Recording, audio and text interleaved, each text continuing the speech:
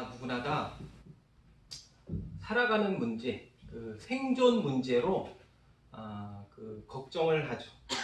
오늘은 뭘 먹어야 되는지, 또 어떤 옷을 입어야 하는지, 또 어느 집에서 자야 하는지, 의식주 문제를 먼저 이렇게 걱정을 합니다.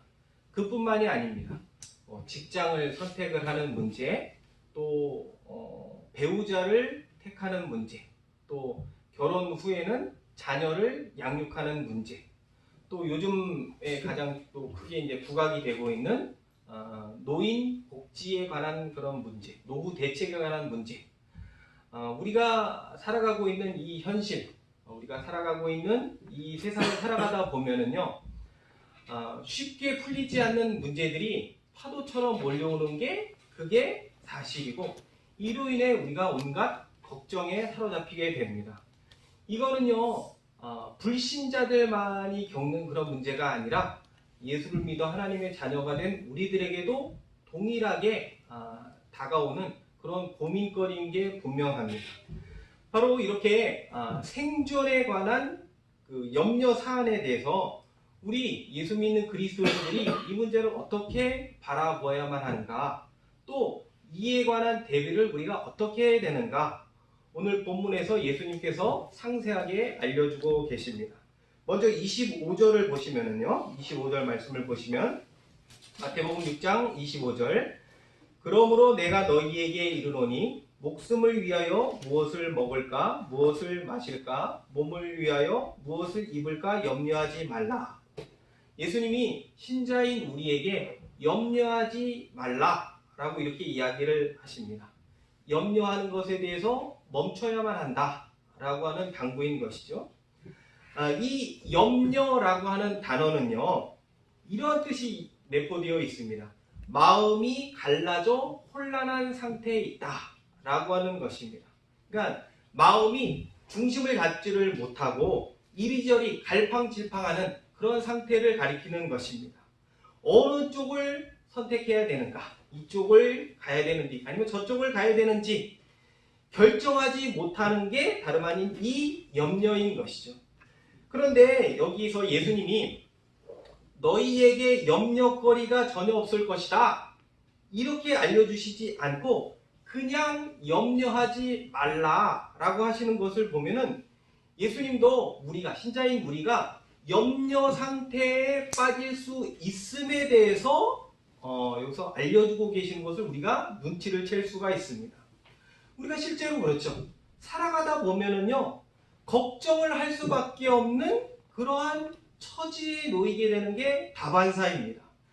그럴 경우에 우리는 한숨을 쉬면서 탄식을 하고, 심한 경우에는 그 고민거리에 빠져서 헤어나지 못하는 것이죠. 예수님이 궁극적으로 여기서 알려주시는 바가 뭐냐면요, 이러한 문제에 너무 빠져서는 안 된다.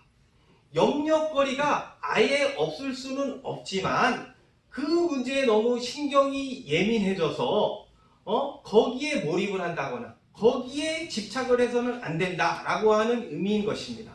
왜냐? 이 염려라고 하는 게 우리에게 해악을 가져다주는 원흉이기 때문에 그렇습니다. 병원 의사들이 하는 그런 이야기에 의하면요, 위장병의 그 80% 정도가 신경성 때문에 생기는 것이라고 이렇게 이야기를 합니다. 즉, 신체에 나타나는 질병 원인이 이 염려로 인한 스트레스 때문이다라고 하는 것이죠. 또 이 염려는요, 사람의 정신을 불안하게 합니다. 또 우리를 무기력하게 만드는 원인이 되기도 합니다. 무엇보다도 이 염려는요, 우리로 하여금 하나님과의 관계를 방해하는, 영적인 생활을 하는 데 있어서 방해꾼 역할을 합니다. 기도를 하지 못하게 하고, 그리고 다른 그리스도인들과의 관계를 맺는 것을 막는 그러한 해악을 가져다는 게 다름 아닌 이 염려인 것이죠. 비유를 들자면요, 이 염려는요, 몸의 건강한 세포를 죽이는 암세포와도 같은 것입니다. 우리가 신앙생활을 하는 데 있어서 건강하게 생활을 하고 반듯한 신앙생활을 하는 데 있어서 방해가 되는 세력은 다름 아닌 우리의 외부에 있는 것이 아니라 우리의 내부 안에 있는 것이라고 이렇게 볼 수가 있습니다. 바로 우리 내면에 자리를 잡고 있는 대적 중에 하나가 다름 아닌 이 염려하는 마음인 것이죠. 예수님께서는요, 이 사실에 대해서 너무나 잘 알고 계시기 때문에 여러 번에 걸쳐서 반복하면서 이 부분에 대해서 강조를 하십니다. 25절에 이어서 쭉 내려가서 31절을 보면은요, 또 이야기를 하십니다. 31절을 보시면, 그러므로 염려하여 이르기를 무엇을 먹을까, 무엇을 마실까, 무엇을 입을까 하지 말라. 두 번째 권면을 하시고, 또 34절에도 또 보시면은요, 한 번 더 이야기를 하십니다. 34절을 보시면은, 그러므로 내일 일을 위하여 염려하지 말라. 내일 일은 내일이 염려할 것이요 한날의 괴로움은 그날로 족하니라. 몇 번을 하고 있죠? 세 번에 걸쳐서 반복해서 이 부분에 대해서 염려하지 말라, 염려하지 말라, 염려하지 말라. 그만큼 이 염려에 관한 문제가 우리 신자인 우리들에게 있어서 해악을 가져다주는 그런 문제이기 때문에 그렇습니다.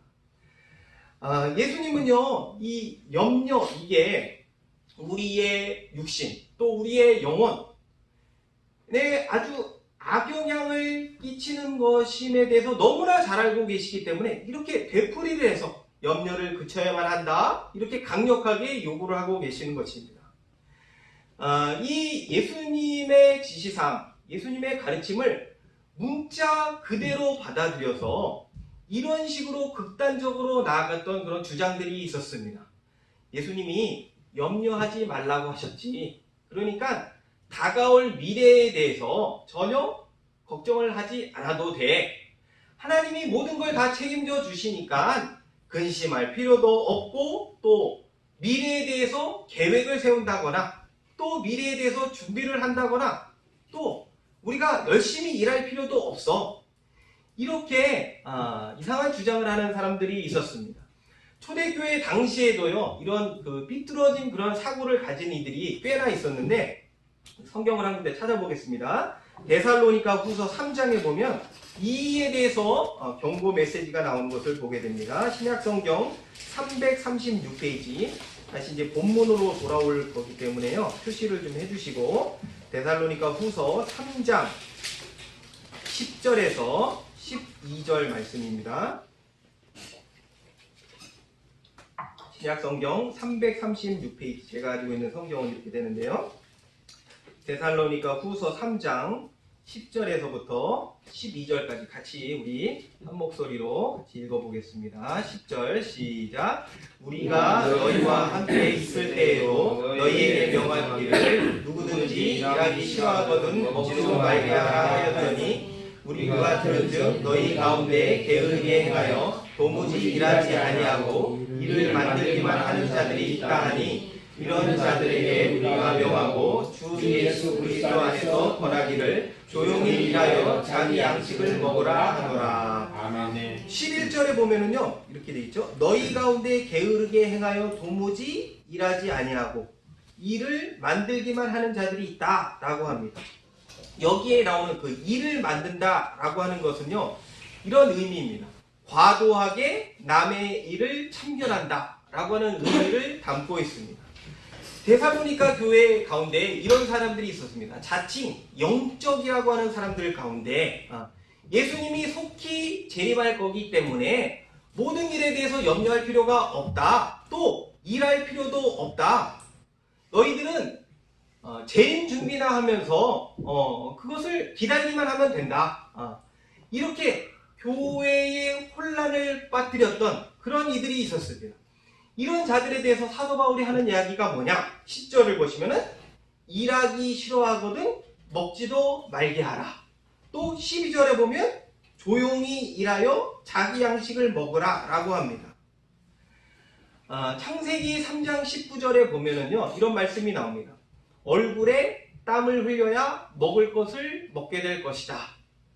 그러니까 하나님이 아주 오래 전서부터 우리가 먹고 살아가기 위해서 힘들어가며 일을 해야 하는 그런 것을 인간 생존의 하나의 원칙으로 설정해 놓으신 것입니다. 그러니까 사람이 이마에 땀을 흘리면서 열심히 일하는 것, 또 미래를 위해서 계획을 세우고 이에 대해서 투자를 하는 것은요, 하나님께서 인간에게, 인간의 질서, 인간이 살아야 하는 그런 책임 가운데 속한 것으로 이렇게 설정을 해 놓으신 것이죠. 그렇기 때문에 우리가 주어진 그런 일들에 대해서 최선을 다해야만 하는 것이며, 또한 이에 따라서 미래에 대한 대비를 해야만 하는 것입니다. 다시 이제 본문으로 돌아와서 마태복음 6장 25절 염려하지 말라, 요 말씀은요, 우리에게 주어진 그런 일상의 삶, 그런 것을 놔버리는 가운데 어떠한 고민이라든가 걱정, 그것을 해서는 안 된다, 이런 의미가 아닌 것이고, 우리가 일상을 살아가면서 겪는 생계 문제로 인해서 지나치게 염려해서는 안 된다라고 하는 의미가 담겨져 있는 것입니다. 이해가 되십니까? 안 가시는 듯한 그런 표정들을 짓고 계시는데, 이렇게 해야 하는 그런 이유에 대해서 주님이 뭐라고 이야기를 하시냐면 이렇게 답을 하십니다. 25절 중간을 보시면은, 25절 마태복음 6장 25절 중간을 보시면, 목숨이 음식보다 중하지 아니하며 몸이 의복보다 중하지 아니하냐. 의문문으로 또 대조법을 사용을 해서 목숨과 몸의 중요성에 대해서 언급을 하십니다. 음식보다 목숨이 중요하듯이, 또 옷보다 몸이 더 중요하듯이 사람의 목숨과 몸, 즉 생명의 소중함에 대해서 부각시키는 그런 말씀을 하십니다. 그런데 여기서 우리가 궁금증을 가질 수가 있는데, 그게 뭐냐면요, 예수님이 갑자기 염려에 대해서 이야기를 하시다가 사람 생명의 소중함에 대해서 이렇게 이야기를 하시는가, 요 부분입니다. 무슨 이유 때문일까요? 그것은 다름이 아니라 우리에게 생명을 허락하신 분이 하나님이심을 깨우쳐 주기 위해서입니다. 인간 생명의 주요한 특징 가운데 하나가 뭐냐면요, 사람이 스스로 생명을 만든다거나 조작하지 못한다라고 하는 데 있습니다. 이런 분들이 있습니까? 내가 2017년 10월 22일 주일 오전 11시 예배 드릴 때 이때 태어나야지. 그리고 나서 그날 태어나는 사람 있습니까? 사람은 누구나 다 어떤 계획을 세우고 난 다음에 태어난 사람은 아무도 없습니다. 또 이런 사람들 보셨습니까? 내가 S그룹 이모 회장의 막내 아들로 태어나서 재벌가에서 그냥 떵떵거리면서 일평생 살아야 되겠다, 이런 것을 구상하고 그런 것에 대해서 이렇게 태어난 사람, 그런 사람 있습니까? 당연히 없죠. 또 이런 사람이 있습니까? 향남에 있는 대박집 셋째 딸로 태어나가지고 내가 일평생 그 맛집에서 평생 좋은 것만 먹으면서 살아갈 거야, 이렇게 결단하고 태어난 사람은 아무도 없습니다. 그러니까 우리가 태어나는 이 시간, 공간, 우리가 자라나는 그런 것, 그 생명을 주시기로 결정하신 분이 다름 아닌 하나님이시다라고 하는 것이죠. 우리의 몸을 누가 만드셨습니까? 하나님께서 흙으로 우리를 빚어내신 것이죠. 우리에게 생명을 누가 주셨습니까? 하나님이 우리의 코에 생기를 불어넣으셔서 우리가 생명체가 되도록 하신 것입니다. 우리의 몸과 생명은요, 다름 아닌 하나님이 내려주신 선물인 것이죠. 그런데 우리는요, 이 사실에 대해서 너무나 많이 잊고 살아갑니다. 마치 내가 결정을 해서 이 세상에 태어난 것처럼, 내가 판단을 해서 이 세상에 존재하게 된 것처럼, 내가 먹고 살아가는 것이 내 수고 때문이다, 내 노력 때문이다 라고 이렇게 착각하며 살아갑니다. 예수님이 여기서 말씀하시는 것이 뭐냐면요, 먹을 것, 입을 것, 생계 문제로 고민하는 이들에 대해서 너희가 목숨을 어디서 받았느냐, 그 생명이 어디로부터 왔느냐, 하나님께로부터 온 것이 아니냐, 이 사실에 대해서 부각을 시키면서 하나님이 너희에게 생명을 허락해 주셨는데 그 생명을 주신 하나님께서 그 생명을 계속해서 유지하도록 하시지 않겠느냐? 하나님이 생명을 허락하셨다면 그것을 하나님께서 지속적으로 이끌어 가실 것이다. 그렇기 때문에 너가 생계 문제로 인해서 지나친 그런 염려를 해서는 안 된다라고 하는 의미인 것입니다. 예수님은요, 이 부분에 대해서 우리에게 더욱더 실감나도록 하기 위해서 두 가지 구체적인 예를 들어서 이에 대해서 아주 실제적으로 설명을 하십니다. 첫 번째는 뭐냐면요, 먹는 것과 관련해서 하늘을 나는 새에 관해서, 또 두 번째는요, 입는 것과 관련해서 들에 핀 꽃과 들풀의 예를 들고 계십니다. 26절을 보시면요, 첫 번째 예가 나오는데 같이 읽어보겠습니다. 26절 같이 읽어보겠습니다. 시작. 공중의 새를 보라. 심지도 않고 거두지도 않고 창고에 모아두지도 아니하되 너희 하늘 아버지께서 기르시나니 너희는 이것들보다 귀하지 아니하냐. 뭘 보라고요? 공중의 새, 하늘을 나는 새를 바라봐야 된다라고 하십니다. 여기서 보라라고 하는 이런 단어의 원어에 담긴 의미는 이렇게 됩니다. 관찰해서 세심하게 살펴보라 라고 하는 뜻입니다. 날아다니는 그런 새들이 어떻게 살아가고 있는지 관찰해서 세심하게 살펴보라 라고 하는 것이죠. 하늘을 날아가는 새들이요, 세 가지 수고, 씹는 것, 거두는 것, 창고에 쌓는 것을 하지 않지만 얘네들이 잘 살고 있질 않느냐? 어째서 걔네들이 그런 수고스러운 일을 하지 않았음에도 불구하고 아무 이상 없이 잘 살아가고 있느냐? 그것은 하늘에 계신 하나님께서 기르시기 때문이다 라고 하는 것입니다. 우리가 사실 그 하늘을 나는 새들을 얼핏 보게 되면은요, 새들은 자기들이 열심히 노력을 해서 먹고 살아가는 것처럼 보입니다. 아침서부터 저녁에 이르기까지 부지런히 날아다니면서 곡식을 거둬들이고 또 벌레를 열심히 잡죠. 또 걔네들이 스스로의 양식을 구하는 것처럼, 또 이들이 살아가는 그런 터전도 자신들이 만들어 놓은 보금자리에 의해서 사는 것처럼 보입니다. 하지만 실제로요, 이들이 살아가는 모습을 세밀하게 들여다보면은 그렇지 않음을 알게 됩니다. 하나님께서 이들에게 먹는 것을 때때로 준비를 해주셨기 때문에, 또 보금자리를 마련해 놓으셨기 때문에, 즉 하나님이 궁극적인 제공자가 되어 주셔서 이들에게 있어서 필요한 것을 제공해 주셨기 때문에 이들이 먹고 살아가는 것이죠.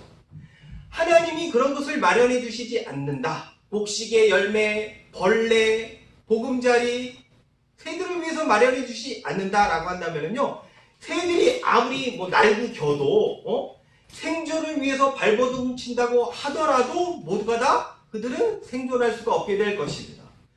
결국 뭐냐면요, 먹이든지 보금자리든지 새가 스스로 만들어낸 것은 하나도 없고 모두가 다 하나님이 준비해 주신 것으로 인해서 이들이 먹고 살아간다라고 하는 것입니다.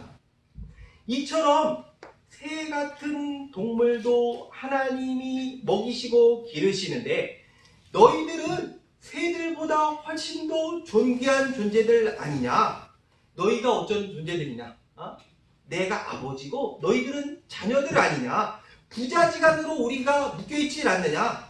새들은 하나님을 아버지라고 부를 수 없지만 너희들은 언제든지 아버지에게로 나아가서 필요한 것을 구하면 되는 것 아니냐? 하나님 아버지께 너희들은 구하며 받을 수가 있다. 부자지간이 아닌 공중의 새들도 하나님이 이렇게 먹이시고 기르시는데 이것들보다 몇십 배, 몇백 배 더 귀한, 참으로 귀한 하나님의 자녀들을 하나님이 어떻게 돌보시지 않겠느냐라고 하는 뉘앙스의 말씀인 것입니다. 이런 사실들은요, 아무나 깨우칠 수 있는 것이 아닙니다.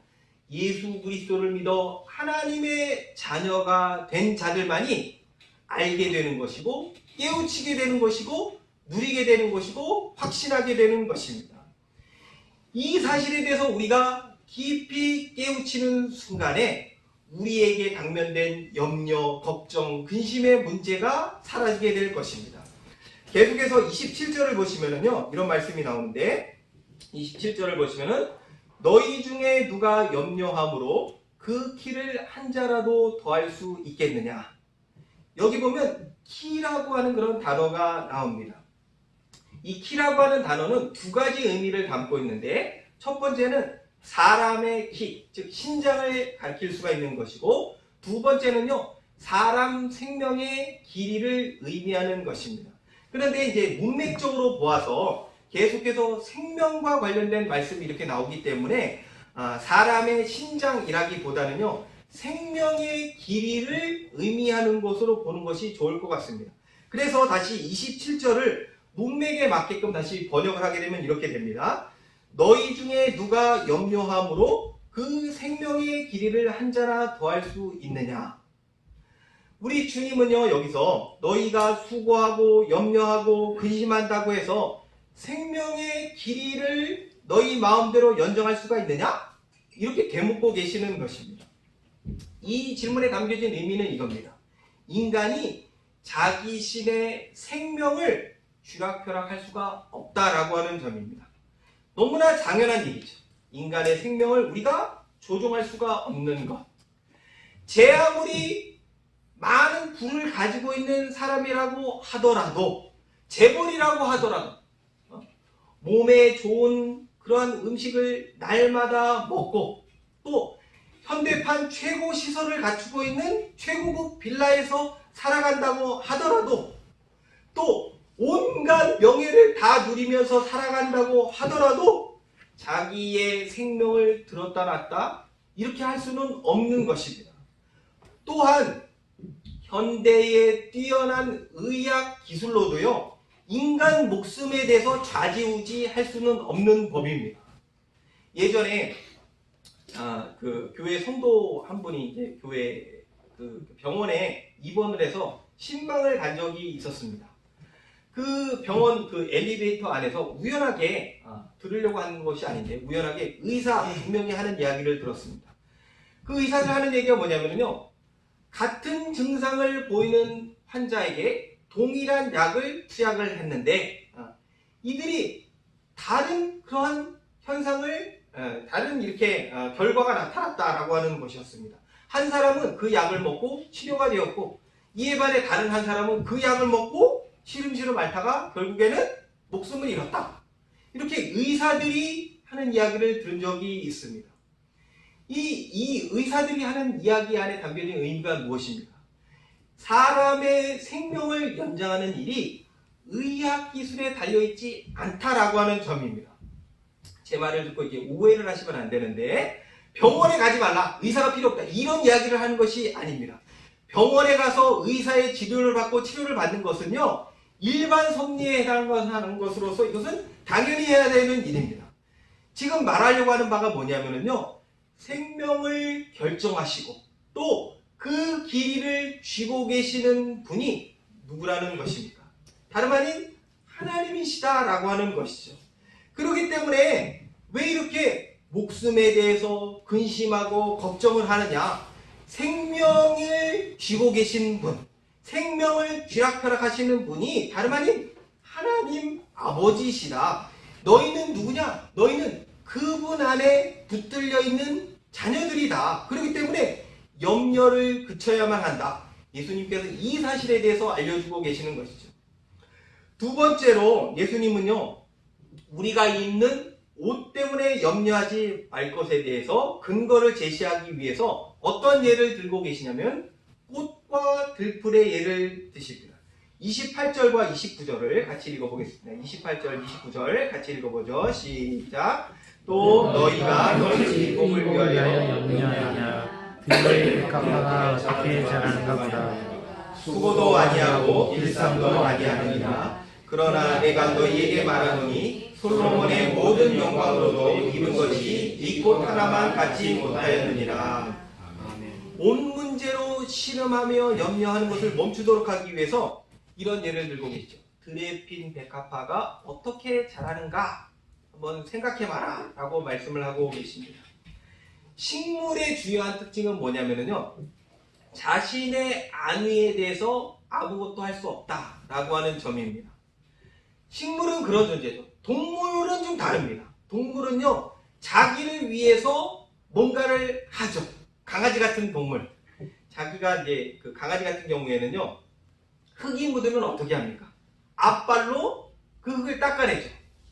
또 고양이 키우신 분들 계십니까? 없으시군요. 강아지는 키워도 고양이는 안 키우시는데, 고양이는요 자신의 몸을 어떻게 하죠? 그 몸에 달린 털을 쓰다듬으면서 빗습니다. 또 고양이들은요 서로 털을 핥아주면서 서로를 이렇게 좀 가다듬는 그런 일을 하죠. 그러나 꽃은 다릅니다. 들에 핀 꽃, 백합화. 걔네들은요 자신들의 아름다움을 위해서는요 손 하나 까딱할 수가 없는 것이죠. 우리가 길을 가다가 예쁘게 피어난 그 꽃들을 보게 되면요 이 부분에 대해서 그냥 꽃이 피었구나 이렇게 당연한 것으로 여기는 경우가 다반사입니다. 아니면은 그냥 우연하게 꽃이 이렇게 피어있군, 아니면 그런 생각조차도 하지를 않습니다. 그런데 예수님이 알려주신 것은 뭐냐면요, 들에 핀 백합화 한 송이도 저절로 자라는 것이 아니라 하나님이 알맞게 햇빛과 물을 공급해 주시고 또한 얘네들에게 공기를 주셨기 때문에 잎이 나고 꽃이 피게 되는 것이다. 자 봐라, 얘네들이 수고를 하나도 하지 않음에도 불구하고 얘네들이 얼마나 아름답게 피어있느냐. 자신들이 옷을 만들어 입은 것도 아닌데 얘네들이 얼마나 아름다운 옷을 입고 있느냐. 이 꽃의 아름다움을 놓고 보면 솔로몬이 누렸던 그 어떠한 화려함, 어떠한 영광보다도 이건 뭐냐면요, 사람이 누릴 수 있는 최고의 영광을 가리키는 것입니다. 그것보다도 얼마나 아름답고 멋진 것이냐, 지금 이렇게 알려주고 계시는 것이죠. 그러니까 하나님이 가꾸신 꽃의 아름다움이 인간이 만들어낼 수 있는 그 어떠한 것보다도 더 멋지고 화려하고 훌륭한 것이다. 이러한 맥락의 말씀입니다. 계속해서 30절에 이러한 말씀이 나오는데 30절을 보시면은요, 오늘 있다가 내일 아궁이에 던져지는 들풀도 하나님이 이렇게 입히시거든 하물며 너희일까 보냐 믿음이 작은 자들아. 순간적으로 있다가 사라지는 들풀조차도 하나님이 이렇게 예쁘게 입히시는데, 하나님의 자녀로 부름을 받은 너희들은 하나님이 얼마나 좋은 것으로 입히시겠느냐, 아름답게 꾸며주시지 않겠느냐 라고 하는 의미의 가르침인 것입니다. 그러니까 정리를 하면 이렇게 됩니다.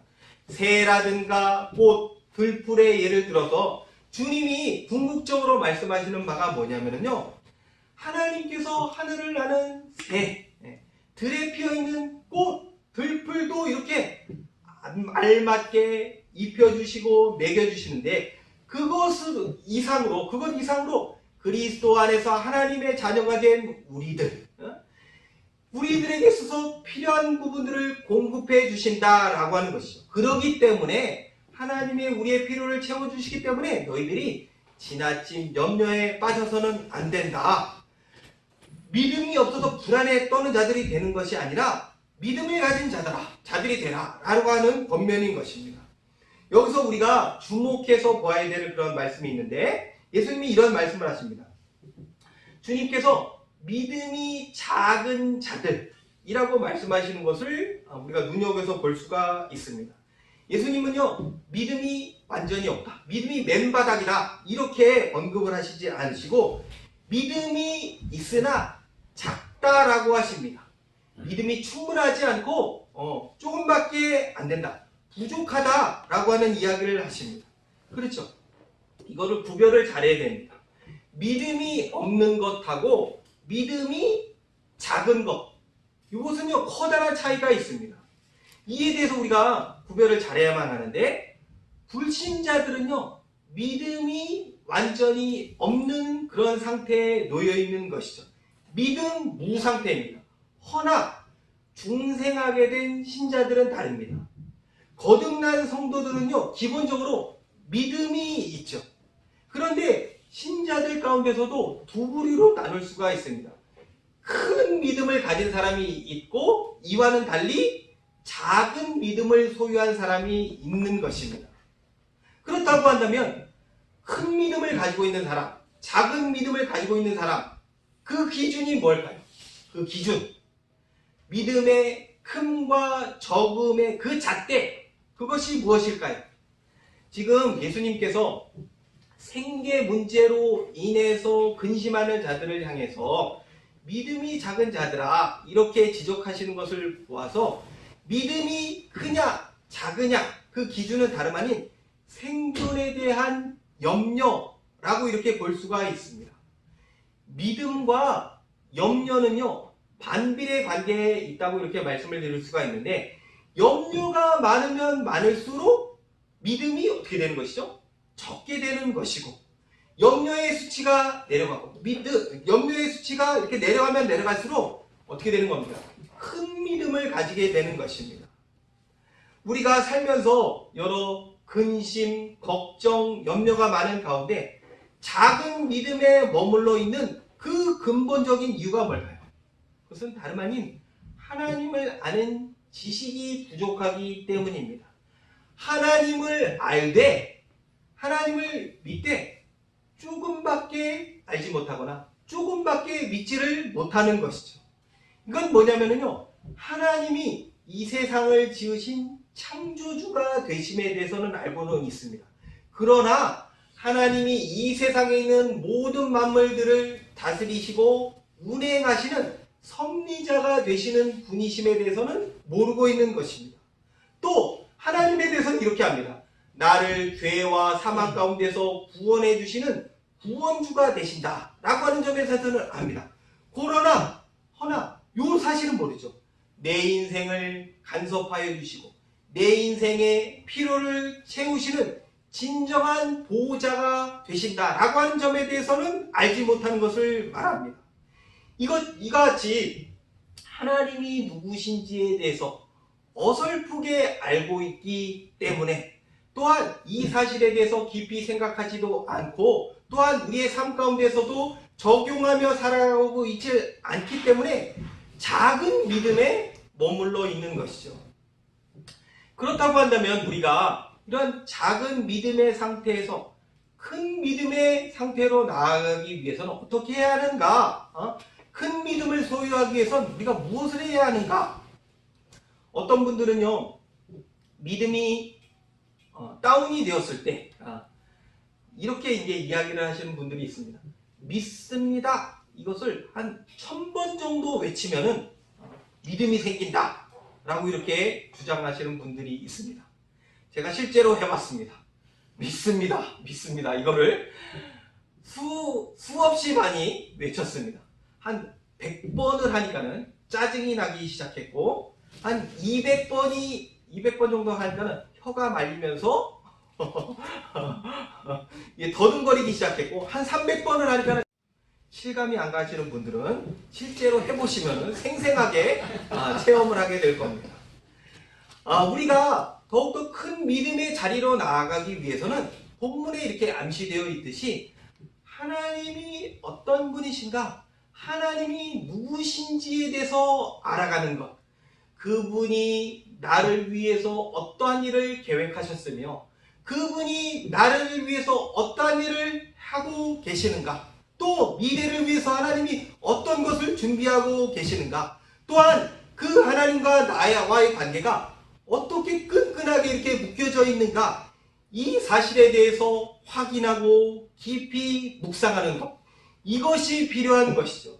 특별히 하나님의 말씀인 여러분들 앞에 놓여있는 이 성경을 통해서 하나님이 나를 지으신 창조주가 되시며 나의 생애를 주관하고 계시는 친아버지가 되신다.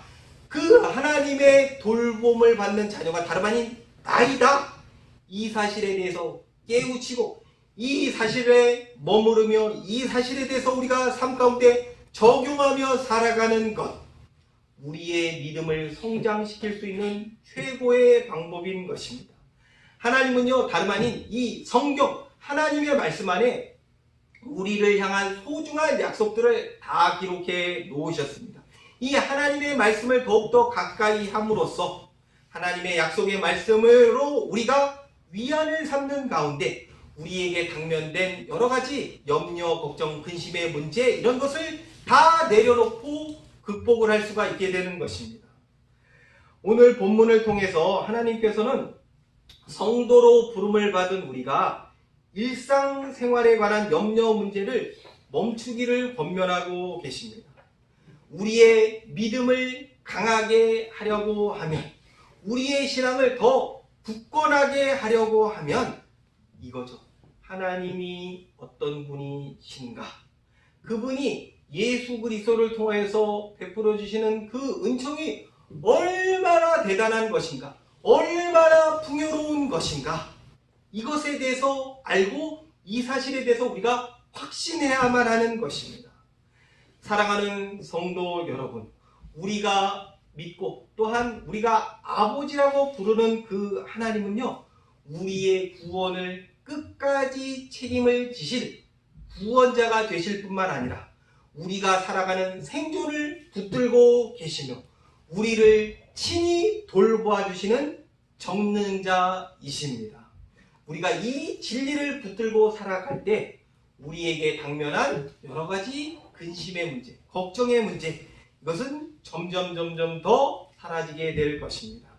이러한 사실들을 여러분들이 마음속에 새기시는 가운데 우리가 살아가는 이 험한 세상 가운데 여러 가지 풍파가 많고 어려움들이 많은 그러한 생활 가운데, 그러한 가운데 우리가 염려, 걱정에 빠져서 작은 믿음에 머물러 있는 우리가 되는 것이 아니라 하나님이 어떤 분이신지를 더욱더 알아감으로 또한 그분을 더욱더 신뢰하는 가운데 정말로 큰 믿음을 소유하게 되는 견고한 그리스도인으로 살아가게 되는 저와 여러분들 모두가 되기를 간절히 소원합니다. 아멘.